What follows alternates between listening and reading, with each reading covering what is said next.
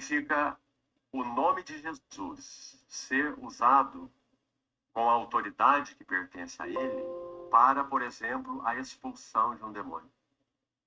Para, por exemplo, uma circunstância onde se discerniu a necessidade de uma oração de autoridade. Alguns irmãos pregando o evangelho há muitos e muitos anos atrás, numa praça na Rússia, discerniram diante do Senhor. Enquanto pessoas passavam e passavam e passavam e nem ouvido davam a elas. Elas compreenderam que elas deveriam, em nome do Senhor, fazer uma oração de autoridade para que, naquele ambiente, as hostes espirituais da maldade fossem caladas e os ouvidos dos transeuntes fossem abertos. Agora, cuidado. Muita coisa extrapolada tem sido feita em torno desse assunto. Muita coisa. Então, o nome de Jesus não é uma vara mágica e nem uma senha. Quando alguns no livro de Atos tentaram usar o nome de Jesus para expulsar demônios, eles disseram assim: esconjuro-vos em nome de Jesus a quem Paulo prega. E aquele espírito imundo disse: eu sei quem é Jesus e sei quem é Paulo, mas vocês quem são?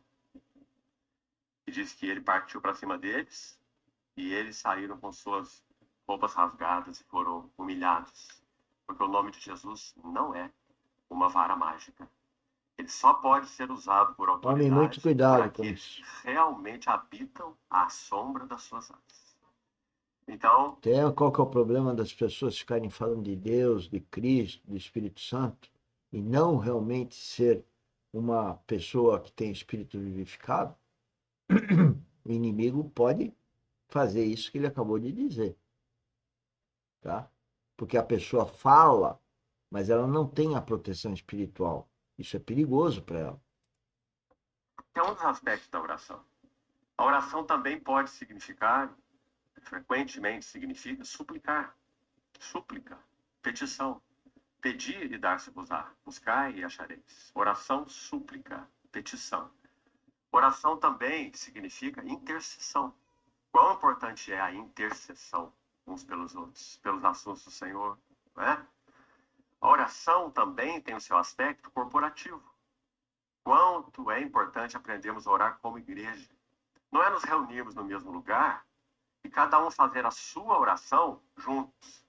Isso não é oração corporativa. Essa nós fazemos em nossas casas. Oração corporativa é aprender a discernir as demandas atuais do Senhor para esse grupo de comunhão onde estamos inseridos, e então todos orarmos em torno de um mesmo tema. Isso é oração corporativa, mais um aspecto da oração. Mas o que eu gostaria de destacar hoje não é nada disso.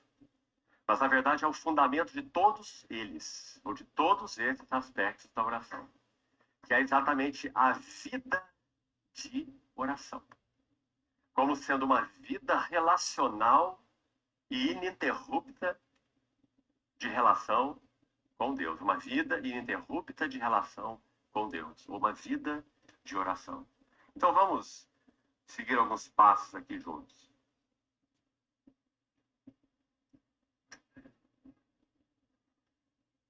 Um irmão do século XII, chamado Ricardo de Chichester, ele disse assim: 3 coisas te peço, ó querido Senhor. Não mas negues antes que eu morra. Ver-te com mais clareza. Amar-te com mais ternura. E seguir-te mais de perto. Sabe, irmão, eu era um jovem quando li essa oração.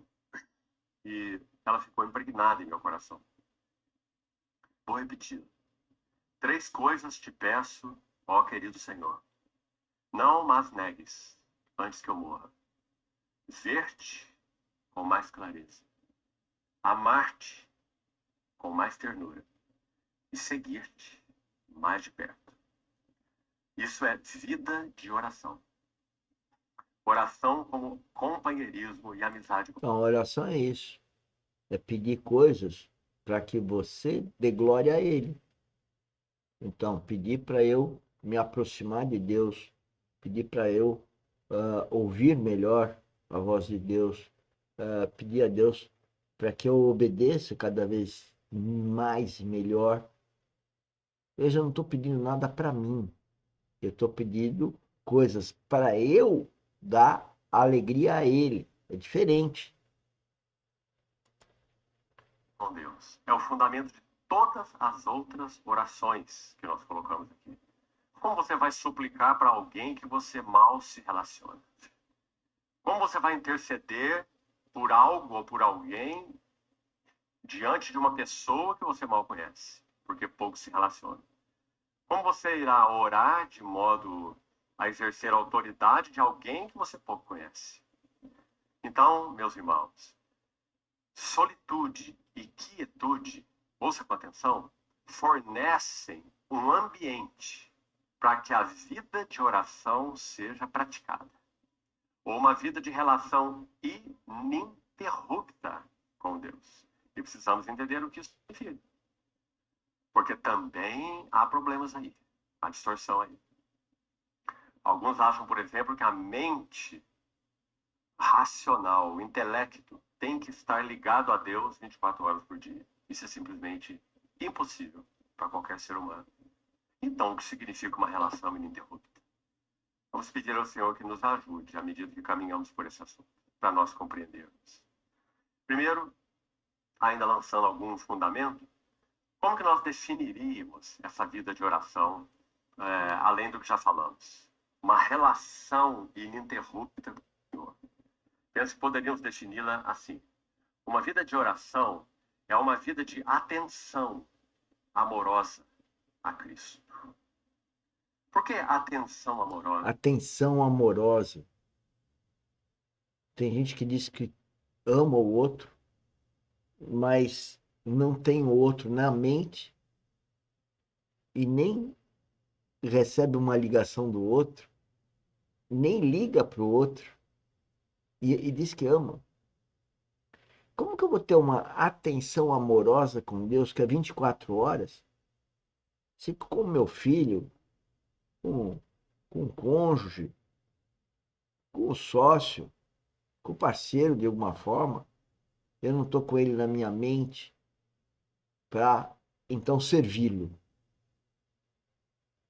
No caso de Deus, eu preciso servi-lo.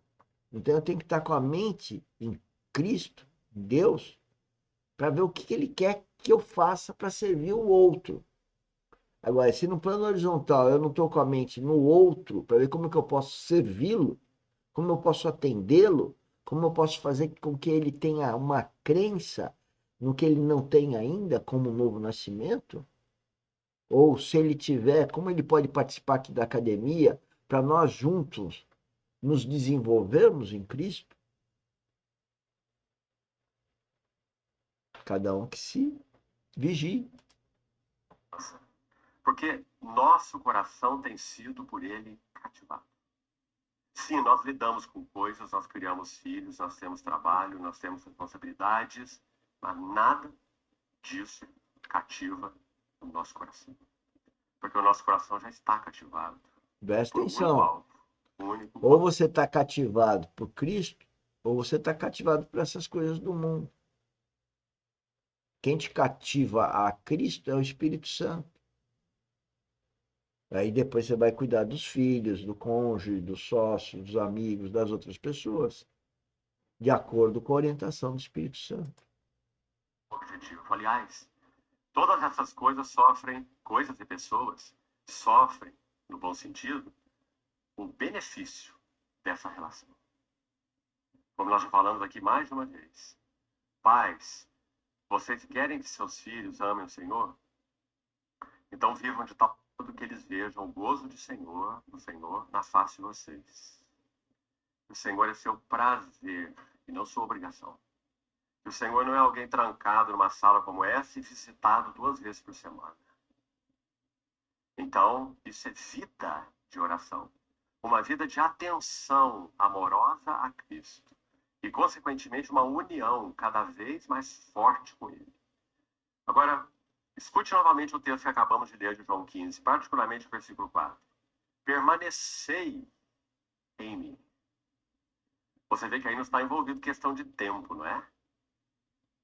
Permanecei em mim é um estado e uma condição.